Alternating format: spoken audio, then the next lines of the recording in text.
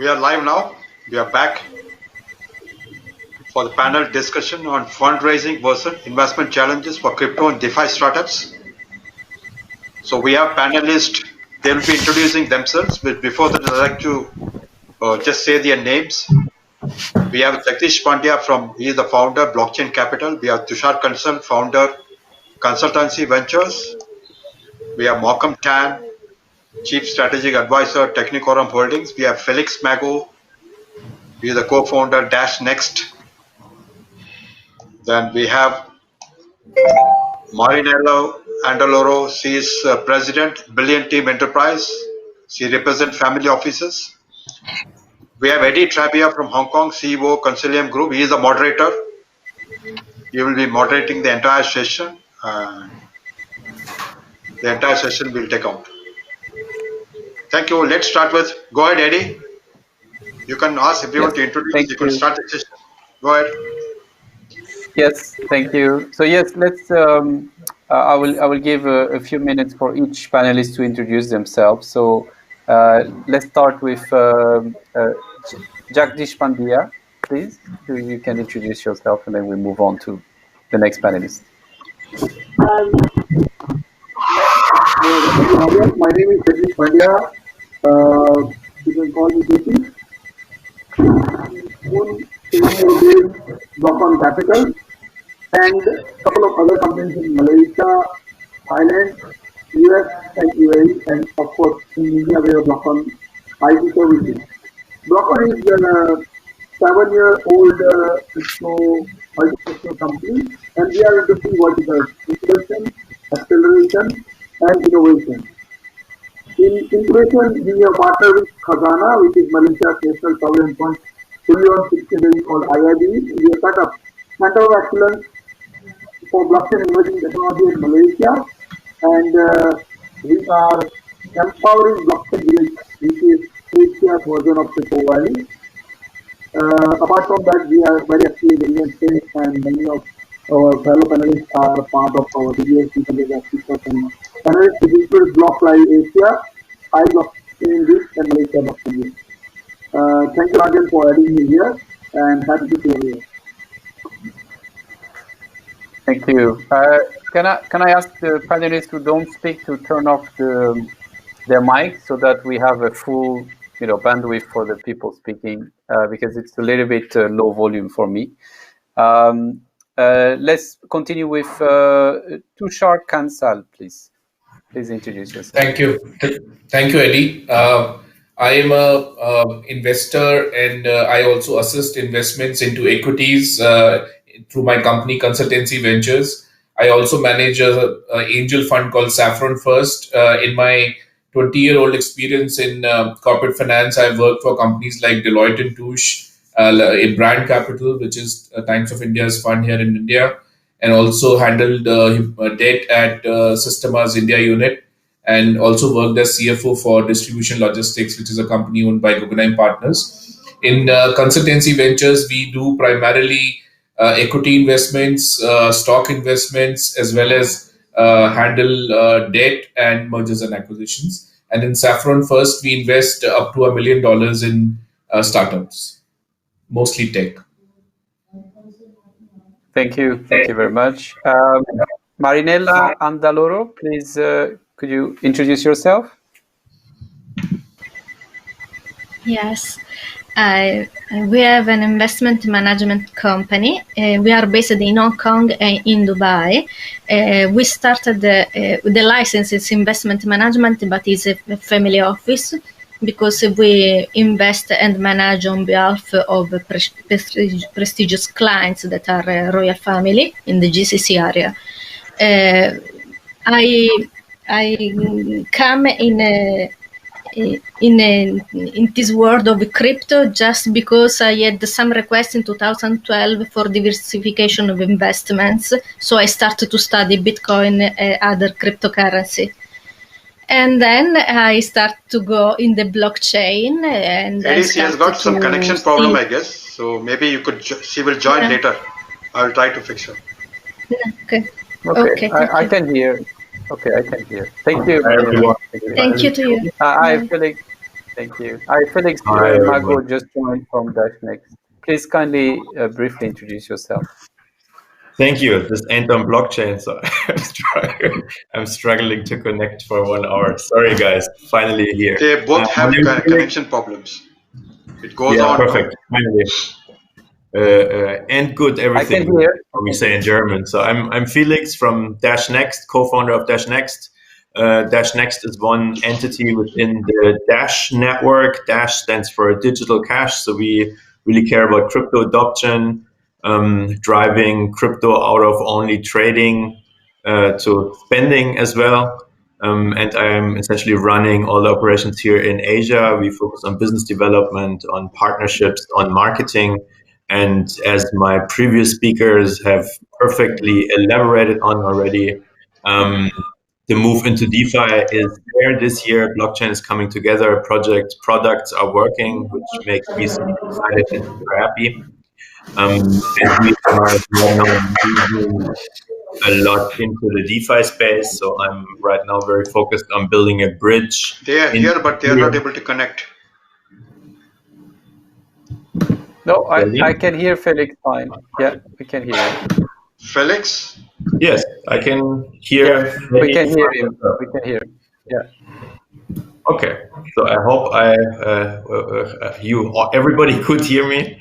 Again, I'm very focused on the DeFi space right now. Building a wrapped asset is our plan. And with that, you mute yourself. Maybe it's you have the background noises. Anyhow, keep it short. I'm super excited to be here with you, and yeah, let's discuss where blockchain is going. Okay, thank you. Malcolm, you have done a couple of presentations, so I think people who are in this watching this should know you. But in a minute, maybe you just can give a word about yourself, please. Okay, sure. Thanks very much, Eddy. I got into the crypto space 3 years ago. I've been a serial entrepreneur, so I've founded and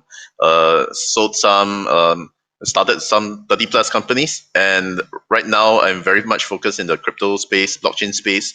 So we've been focused very much on the advisory angle for the last 3 years. We've worked on over 80 projects, I think closer to 100 right now. And right now, as with a lot of the participants here, I'm very focused on the DeFi space. So I'm the Chief Strategic Advisor for Technicorum Holdings, which is a digital asset holding group with many verticals. And one of the most important projects that we are focusing on right now is called KingSwap, which is a DeFi plus NFT project. Right. Happy to be here. Okay, great.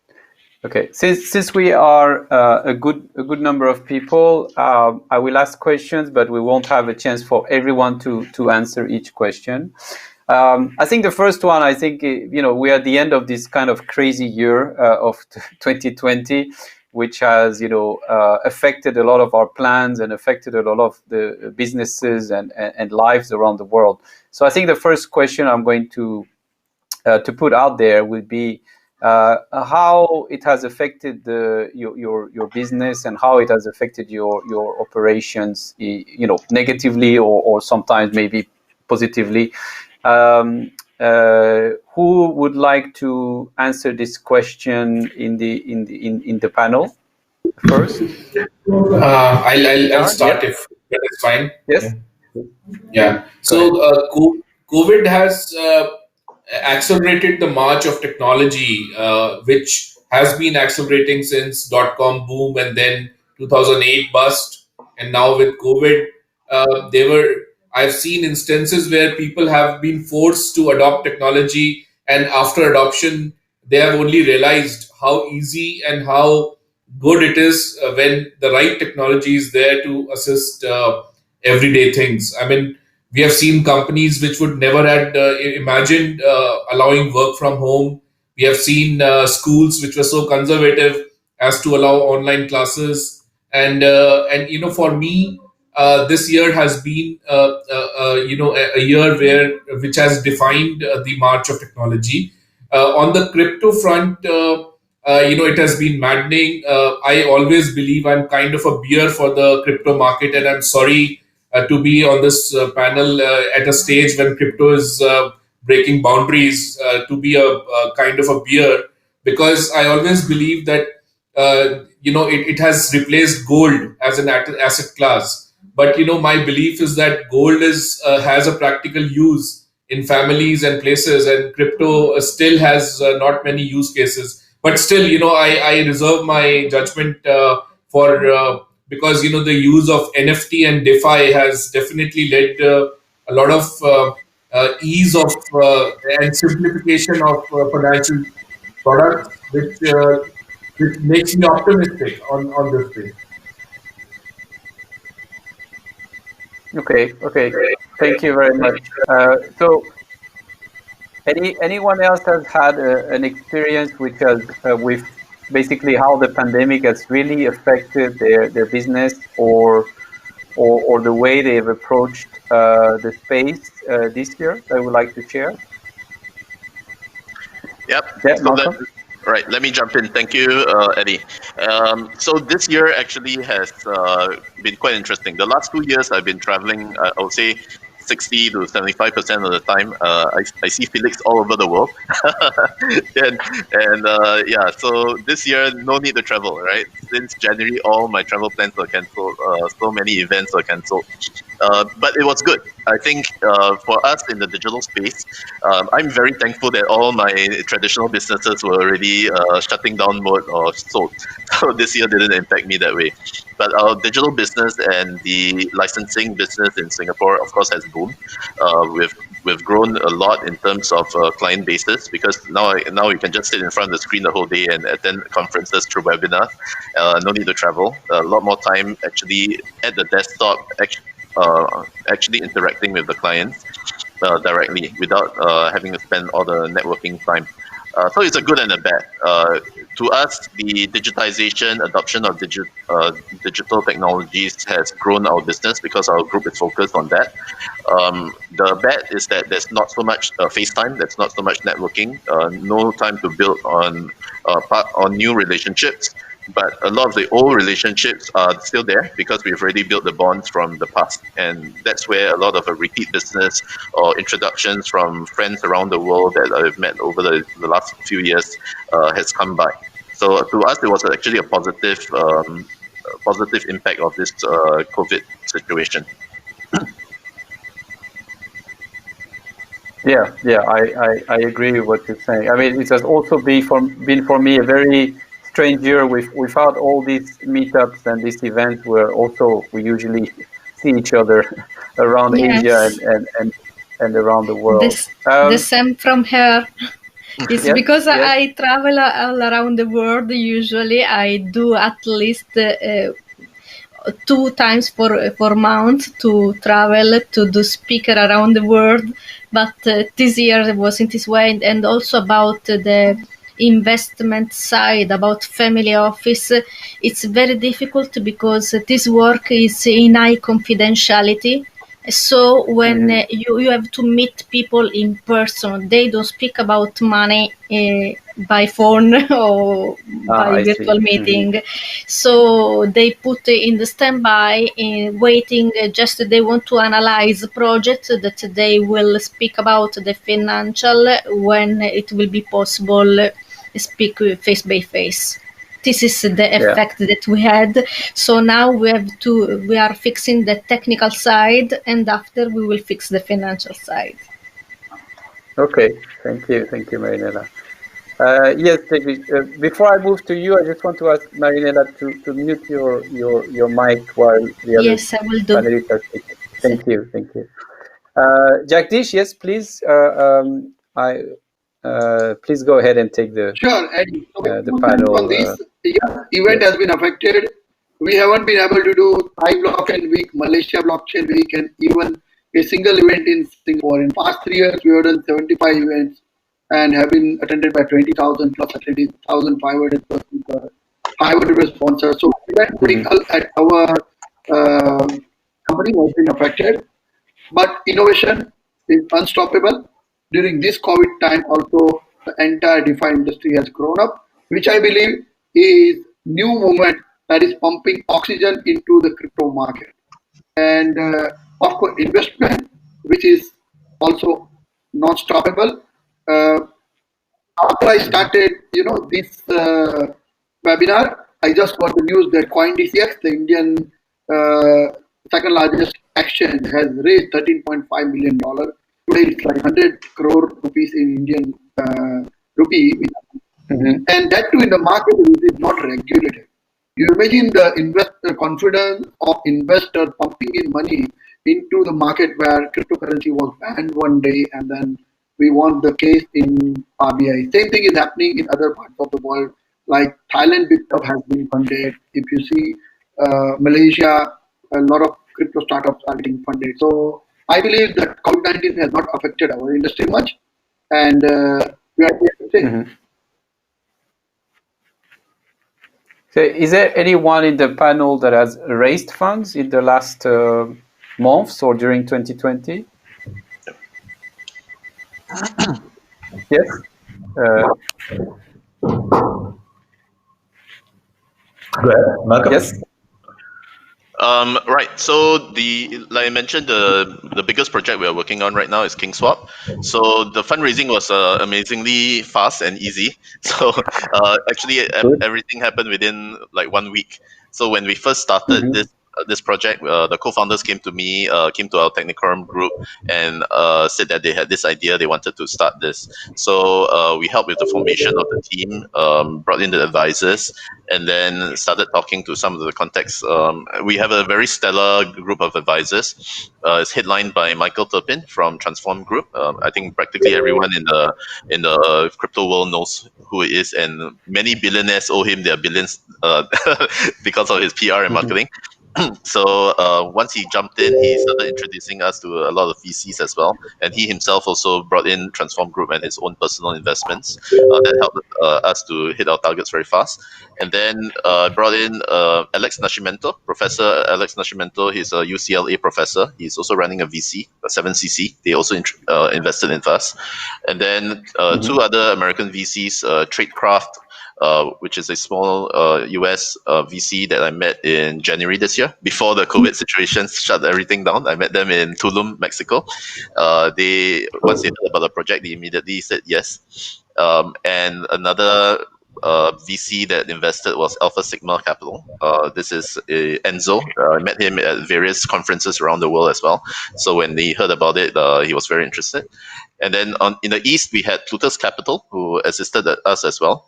And Plutus is very heavily investing in DeFi space. They are pushing MantraDAO and Real DeFi, two very prominent DeFi projects as well. They are also partners with KingSwap. So when all these VCs came in, and of course within our Technicorum group, we also have a Hash Street VC. So we also invested our own funds into this project. So we managed to get over 20 million USD commitments and seed investments, equity investments, and liquidity provision within a week. Right, so we were able to do it, I think, right at the height of the DeFi craze, right, just after the SushiSwap and Uniswap sagas. So billions and billions came into the space. A lot of people were looking for the next big project. So that was a happy coincidence of, at the same time, the whole crypto market going up, at the same time, DeFi space going up, and a lot of the institutional interest coming in. So good timing. Yeah, timing is always very, very important. Felix, did you want to add something in that? Yes, please. Yes, thank you. But my feeling is what I mentioned before. The first thing is I feel 2020 is a year where a lot of crypto products are finally working. And let's be honest, the biggest use case in crypto has always been anything around financials and anything that makes you money. I heard Malcolm talking before, and we are more than 10 years in now talking about putting water, love, or games on the blockchain, and so far it hasn't taken off, and there's many reasons for it. If you just look at the health sector or something, it's always you have to bring together a lot of actors to make something work. Where all this always worked very, very fast is everything money, meaning exchanges, perpetual swaps, lending, borrowing, name it. And now we're in a situation where all this stuff comes together under the roof we call DeFi. And this is my impression why things are taking off. So in other words, there is not a shortage of money in the world. Even we have a crisis, and even though many people suffering. I said before, I'm in Thailand, so obviously in this tourist-driven country, you see a lot of shops that have been closed during COVID. Like namely, if you go, for example, to Pattaya, I would say 2/3 of the shops by now are kind of gone, and you don't know, if they ever will come back. But in blockchain, it's different, and money goes where I would say where it makes the most babies, and it goes there very, very fast. So I don't feel we have a shortage. It's a matter of what product can Felix people. lost the connection there. Can you hear me again? No, it's okay. Yeah, No? I can hear you. It's all right. Okay, that's weird. Okay, Here. thank you. Okay, so again, my point is money goes always where it can grow, and in DeFi it can grow very fast. And the funny thing is that actually it sets expectation where everything that does not give you 20 to 8% or 5,000% APR is kind of a boring investment. So for me, the question is rather, where is this still a business model that makes sense, or where is it just complete BS and a scammy value proposition? So, thank you, Felix, for that. So now that we talked about 2020, and for some of the members of the panel, like Malcolm, was a good year in terms of raising funds for his project. And good timing. Let's talk a bit about 2021 and what's coming up in the year ahead, to see what you think could be the challenges or could be the opportunities that we see in 2021. Who wants to start off on that topic?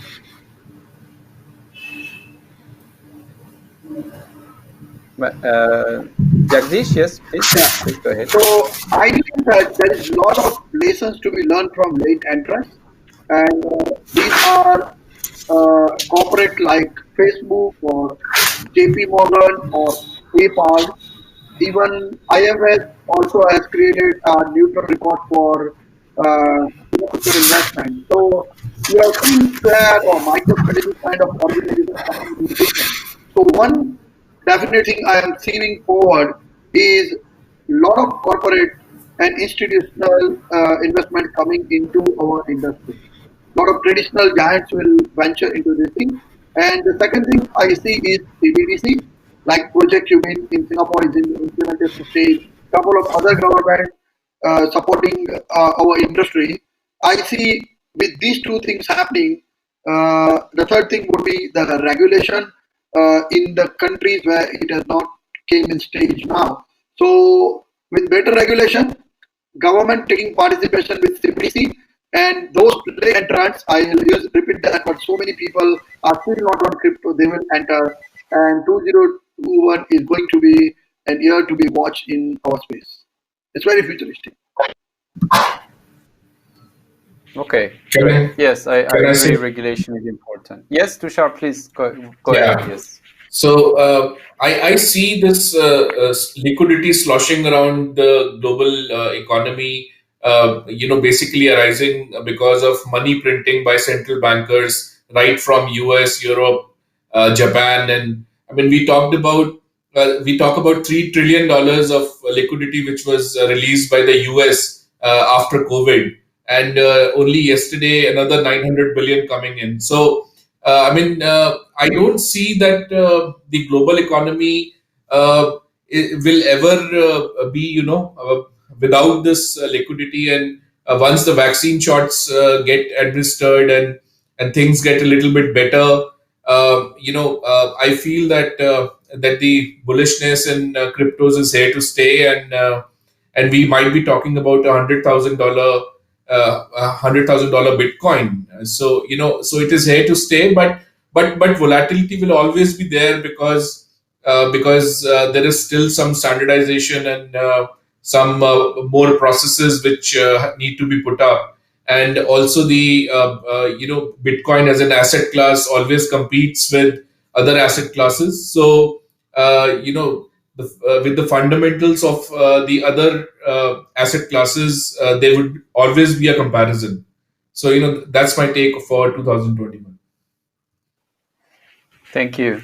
And for those among the panelists, yes, Felix, just before you share with us what you think for 2021, if those of you are advising entrepreneurs, just to add a bit of what are you advising entrepreneurs for the year to come? But please go ahead and make your point, Felix, please.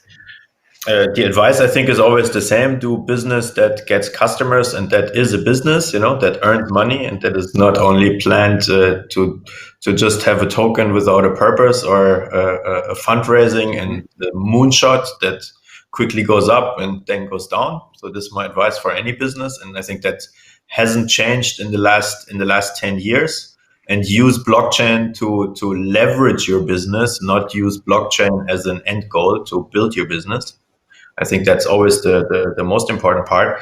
But I think it adds what I said before. In 2021, I think most of that DeFi stuff we saw right now will consolidate. Malcolm mentioned before about anonymous projects and difficult regulations. I think this will be still a big challenge. I'm not sure if that will be solved in 2020. I mean, there's good reasons why teams stay anonymous because they have a lot to fear for. And obviously, if I go to lawyers now, they also cannot explain me how to run a decentralized business. But I think it will grow a lot together. There will be a lot of financial products. And I think the easiest and most likely scenario we see is that we just copy the financial market as it is and rebuild these products in a decentralized way. So we will see a lot of synthetics coming. This was addressed by someone? No. Again, please. Rajan, I did not understand. I think specific questions to specific panelists would be better, I guess, instead of putting the questions on the floor. Okay, but let me one more sentence. So, what I think it's really about financial products and about rebuilding the financial infrastructure. Everybody's talking that Marinella could share a lot of tech investing opportunities from family offices, especially on the crypto side. She could share a lot of insights. Yeah. I think that will be where a lot of money will go in. Thank you. Okay, Felix. Yes. Yes, you could say, tell me what is the focus on crypto investment from family offices shaping up? Okay. Yes, of course, we are more confident for 2021 because we hope that the situation will be better. It will be possible again to travel, so to do more investments because in this year was very difficult to do that. But we are confident, and also my partner and my client, they are ready to start again as it was 1 year ago. And of course, in the crypto world and in blockchain projects, but the due diligence is very strict in this way, is very rigorous, and so we analyze very well every aspect of the project. For example, we don't accept to invest in simple ICO, but in reverse ICO, because one of the characteristics that the feature that they are looking for, that the project has to be Sharia compliant, for example. So we have to analyze very well if the business model that they propose is compliant with our criteria. Okay. Thank you for you. I'm sorry, my line is very bad, so I prefer to listen to all of you. Okay. Whenever you come up, we can ask. Yeah. Thank you.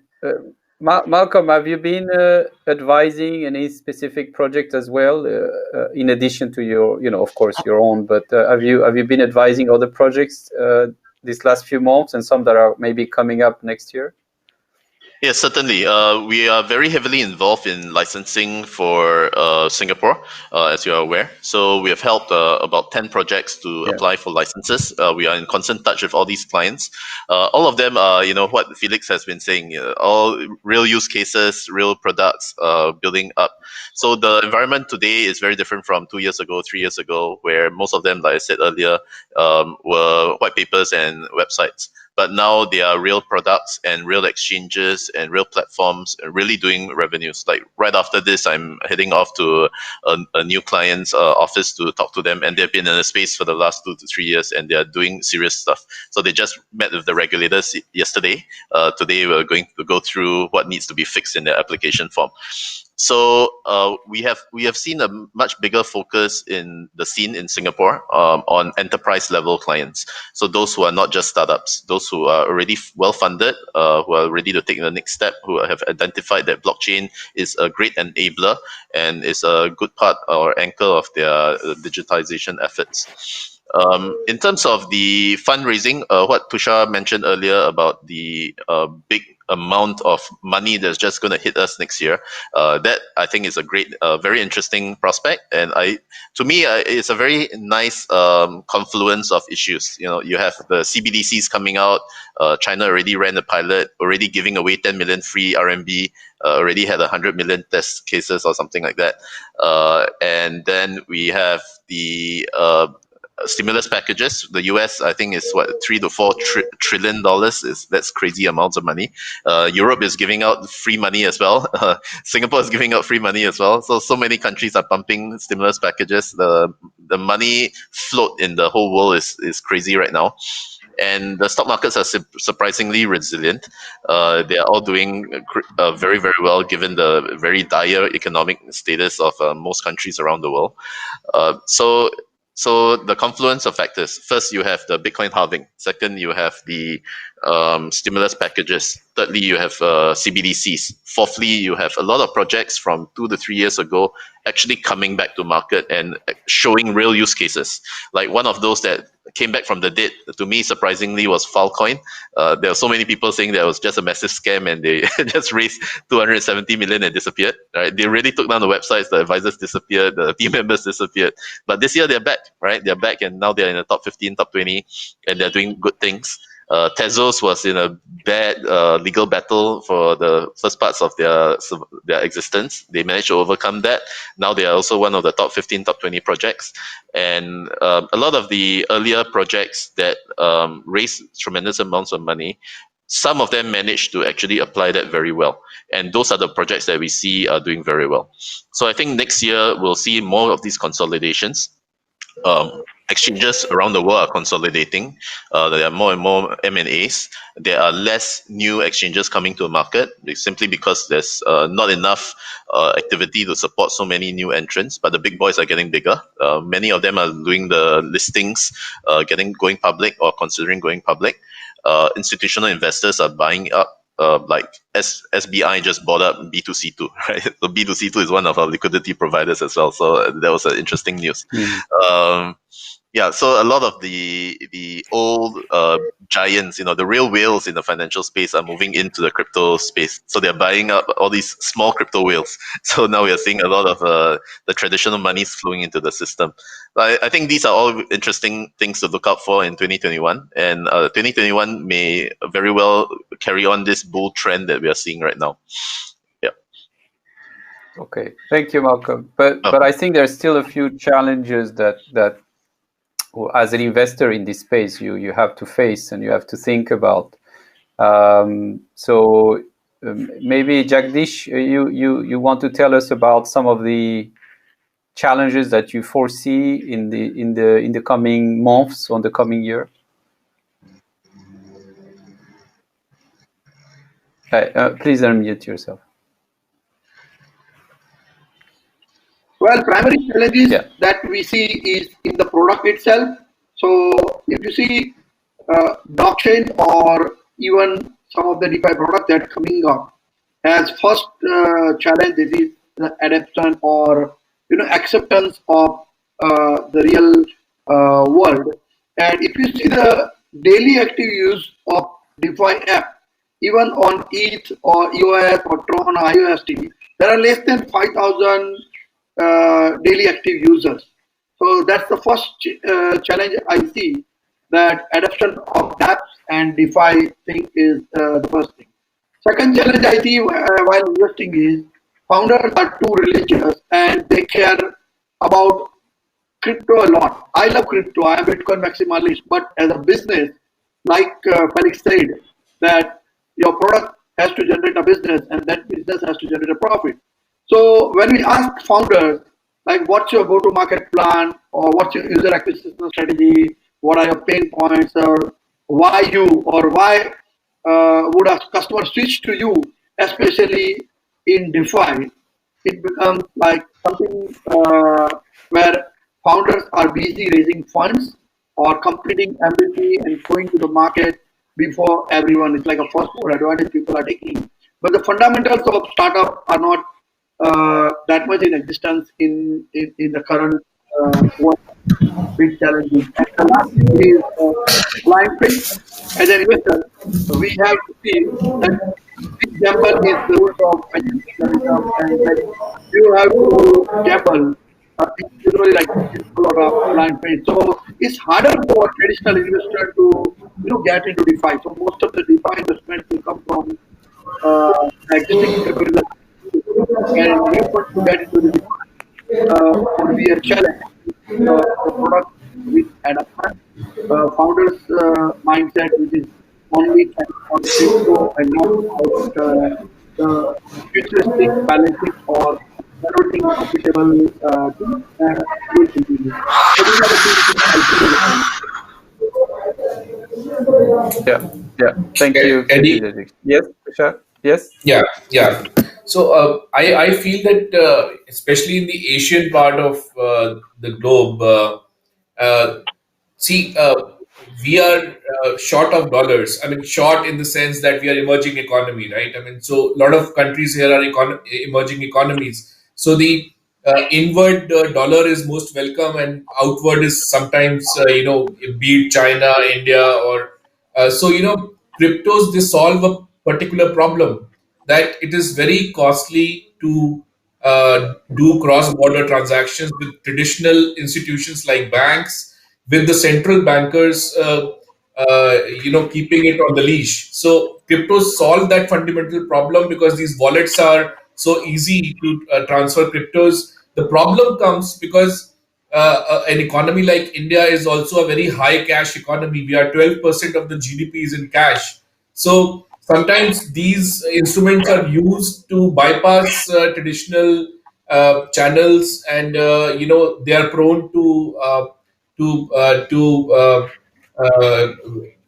terror financing or illegal money flows. So that is one problem which has yet to be addressed. The other problem is volatility. I mean, it is mindless. I mean, mind-boggling volatility. So, I mean, how does an investor uh, use technical analysis or any such ways to actually form an opinion, because the volatility is always too high. And the third is regulatory. I mean, only a few days back, as Mr. Jagdish said, a group of representatives of the industry here, they met the government and asked the government to come out with regulations, because either you do it or you don't do it. But we are a part of the global system. You can't just sit on the wall. I mean, either you form proper regulations and do it. So we need regulations, and only recently one of the crypto exchanges here got a $14 million funding, Coin DCX. So funding is happening, equity funding is happening in this space, but we are still awaiting challenges to be removed around statutory and regulatory issues. Yes. So, yes, I agree that there are some regulatory challenges, and I also agree that the user adoption is an issue. I mean, the volatility is something, it's an issue that has been really addressed over the years. And I think actually a lot of the DeFi tools that are coming, that are existing now, can help address that. But as you know, volatility is also a money-making opportunity for a lot of crypto traders. So you have both sides. On the real economy, it's a problem if you start, of course, lending and borrowing. But on the crypto side, of course, it's a money-making opportunity. So that's and as Felix was saying earlier, the most let's say successful use case of crypto until now has been financial applications. But yes, regulator has been always important as well. Do you think that the fact that a lot of retail money is getting sidelined and institutional big dollops of cash is coming in cryptos, would it lower the volatility? In the main cryptocurrencies, eventually it should, but we are dealing with quite new, recent, financial assets and financial products. So I think volatility always comes early on in the life cycle. I mean, Bitcoin is the oldest, but it's only about 10 years old. Basically, it's not yet. And most of the other cryptocurrencies are much younger. So I guess that's bound to happen. So I think on a concluding note, maybe we could have a word from each of the panelists. Marinella, maybe we can start with you, and maybe you can tell us about a bit of your sentiment over the market and what's coming, and if you see any interesting new emerging model that you see that should be of interest. Anything that looking forward 2021 before we close the panel. I think that we have to be all game changer because we have to expect the unexpected as it's happening in 2020. So the business model that will have more success, it will be the one that will be more impactful for all the community, for all the societies. Because it's a paradigm change now at the economical and cultural level. So we have to look at the Sustainable Development Goals of the United Nations and to do business models that are impactful for people looking for the sector that can help more. For example, the financial inclusion and also in the healthcare sectors. Mm-hmm. This is what we are looking for at the moment. Yeah, thank you for reminding us of these important goals. Thank you. Felix, same kind of conclusion note. What are you bullish about or optimistic about, and any kind of business model that you think is going to make a big breakthrough in the year coming? Yeah, thank you. It's what I said before. I'm super bullish right now on the market. I'm super hyped where we are going. I'm seeing a lot of great stuff coming out. I think there's a lot of... Felix is silent, I guess, right? He's not able to communicate. Can you hear me, Eddy? We can hear him. Achha. Yeah, I can hear you. Yeah. Okay. So I'm really excited about be your own bank, having financial products, and again, be your own bank, use them as you like, have bridges between different blockchains, especially the first layer protocols, proving that they still have a fantastic use case by coming together, working together, and yield opportunities for people. So these are the things I'm super hyped about, and I see they will come. Everything else I would be happy to see, like Marinella mentioned, healthcare, financial inclusion. That's all something that, from a crypto or from a human perspective, we want to see that, but I think this is more difficult to pull off, and the other thing is already in the cooking. So thank you very much. Great, thank you, Felix. Malcolm, what are you looking forward to, and what kind of sentiment you have? Well, you already mentioned that you're quite bullish as well, but maybe specific areas that you think we should look out for 2021. Yeah, I think Europe has recently announced a huge funding for 4 key areas of investments. One is AI, another is blockchain, another is healthcare. The fourth category I cannot remember, but I would like to add CBDCs. Right? Whoever is getting involved in CBDCs is coming to Boomtown. So all the governments in the world are going to develop their own CBDCs as well, or outsource this to technology companies. So I think those are great areas to be in. For DeFi, definitely DeFi, NFTs. Those are the 2 big topics that we are talking about today. Those have a I think DeFi for me is the next 1 to 2 years at least, and NFTs is at least the next 5 to 20 years, right? So NFTs have a very long way to go, simply because of all the utility that can be attributed to NFTs, and it's not a cyclical thing. It's just going to keep increasing and increasing, right? So I think these are the specific areas.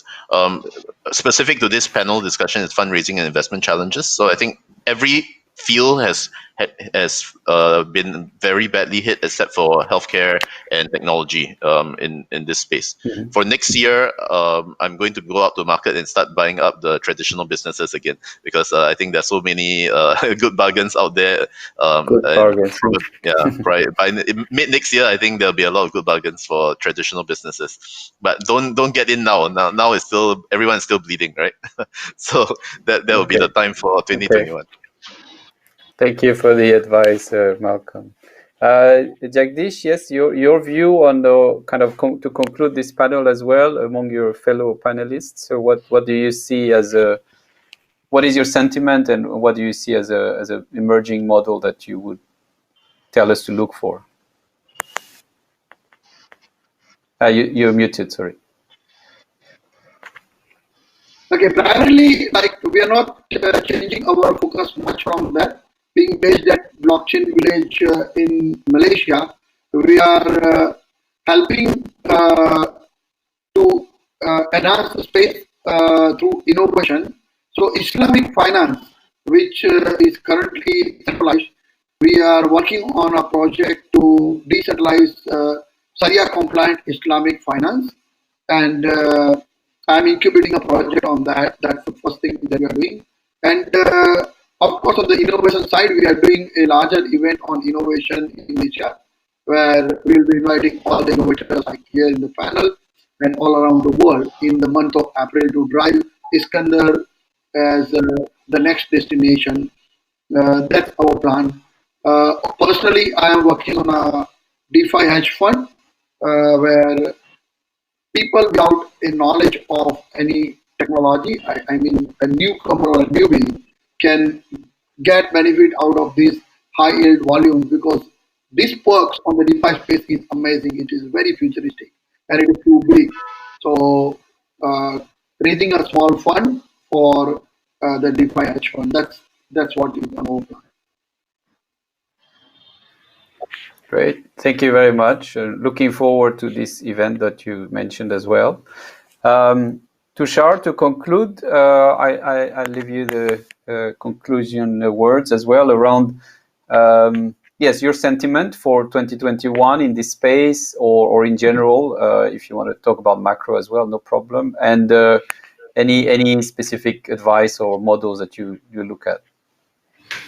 So, whenever we are touching new highs on any market, there is a tendency to be very hyper and gung-ho, and so we are talking about 100,000 Bitcoin and stuff. But I would still advise to watch out for black swan events. Like recently, was hearing some Chinese government companies have defaulted on debt, and then the new strain of virus at UK. I mean, that's quite something. So this virus might mutate and render a lot of vaccines useless. I mean, so that is a scenario also to consider. But having said that, the long-term theme since 2008 on a macro basis has been to keep asset classes high, and because it leads to job creation, and jobs are pretty sensitive to any kind of destruction in asset prices. And the governments, unemployment can change governments, and that's how I see the future. But of course, there are other red flags like the debt to GDP ratio in China has crossed 350%. So, China's currency is not a reserve currency. So whether they have more stake in special drawing rights of IMF, or they can do currency swaps with Russia and Iran, $400 billion. And so, they are trying to dethrone the petrodollar. But end of the day, Saudis are very much aligned with US. So petrodollar is here to stay. And, another red flag could be that oil itself is under threat, because the kind of capacity which is being created by electric means of transportation and also solar. I mean, we are talking about China putting up enough solar capacity in the entire year, which takes many years for other countries to put up. So those are some kinds of things which I would worry about. But till the time the going is good, enjoy, keep on putting money in cryptos. We are talking about $100,000. There would be a FOMO, fear of missing out. So a lot of people will hop on the bandwagon, keep on putting in money, and with more and more institutional money coming in, the times are good, and make the money till it lasts. I mean, enjoy, man. Okay. I think also in the context that you mentioned, some people, I mean, not all of them, of course, but some people are actually buying crypto in a way to hedge against some of the risk that you're talking about. So there is a bit of a convergence there in terms of some of the risk that you have mentioned at the macro level, and the people who are investing in Bitcoin instead of gold, for example, or other assets. Yeah, thank you very much. As an asset class, sorry to interrupt you there, but you are absolutely right. That's fine. Yep. Thank you, Tushar, and thank you all the panelists. I let you continue the event, and or the host, Mr. Rajan, you can conclude for everyone. Thank you. Thank you for the great insights about the futuristic market opportunities in the crypto 2021. Final one question to the floor. What are the fundraising opportunities available? Is the ICO dead, or IO exchanges are open, or through DeFi protocol we can raise fund? What are the opportunities finally? Jack, you could take up ICO side. ICOs have gone to graveyard. Like, I don't even remember the last ICO has raised the money. So definitely ICOs are nodding, but IOs, STOs, and IDXOs, when initial decentralized exchange offerings like Malcolm has successfully raised a large amount of fund, is quite possible. So ICOs, I don't see any opportunity. So Malcolm, where you're betting on raising fund? Which mode? Within our Technicorum group, we are developing 2 platforms. We've actually been doing these manually, but now the technology platforms will be completed by this year. So one of them is called the Tech Launcher, and the other is called techdefi.com. So both of these are basically crowdfunding sites or ICO launch pads. So the Tech Launcher would be ICO Launchpad. Like JP said, probably the take-up rate of this will not be as high, but the Tech DeFi side, I think, will be very high. It's basically the same technology, but focused on different fields. So I think for DeFi projects, fundraising opportunity is great. In fact, a lot of them are very small cap at the start, so it's much easier for investors to come in and see very large upside. I don't think you'll see these ICOs and DeFi projects raising like 100 million, 200 million, 300 million. That's not going to happen anymore. But they can very easily follow the same route like Yearn Finance. It started at 0 and they hit like $44,000. That's crazy, right? These kinds of financial modeling will be possible. Yep. Thank you. Marinella, what do you see the funding opportunities? What kind of funding you'll be doing it? I think that as Mr. Tushar say before, that the FOMO will affect everyone. So many people will enter in the crypto space just for this, and also not individual but institutional will come inside and invest. That will be the wall that will come already they come before, but they will come more this year because it's happening incredible. Despite the year was very bad for everyone, but for the crypto space it was incredible this year. So many people will come. Sir, what do you take? The Bitcoin is booming. So what is the funding opportunity? And also my partner they are ready in January to take some space in this world. So, Rajan sir, I saw a recent report. I mean, there was a UK company, Ruffler. It had put in $550 million in Bitcoin. I mean, so when that kind of money starts, coming with the force, I mean, we are talking about whale accounts, and so never fight the macro. That's the biggest lesson of being in the financial world since 20 years. Never fight the macro. The force of that macro is pretty strong. All I just think is that maybe one needs to watch out for the red flags and the black swan events. Okay. So thanks. I think we are the right time. We are slightly off 15 minutes. Fine, no problems. Thank all the panelists for taking your time to come here, make your insights quite knowledgeable for the audience. We will be streaming the entire videos, in our network. More than 100,000 people are there in our LinkedIn network across different networks. We'll be streaming, so we'll have a great viewership of that. And Eddy, thanks for moderating the session. No problem. No problem. Thank you. Thank you, everybody. Thanks, everyone. Thanks all of you. Thank So you. look forward to the future. Thank you, Felix. Thank you, Marinella. We have the next section Thanks all. happening Bye-bye. in the next 2 hours, which is for the GCC MENA region, Africa. I think Marinella is there. Malcolm is here. Tushar is here. Okay. See you. Thanks Bye-bye. all of you. Thanks. Okay. All the best. Wish you in advance. Later. Happy New Year. Bye. 2021. Bye. Look forward to a bright New Year for all of you. Thank you.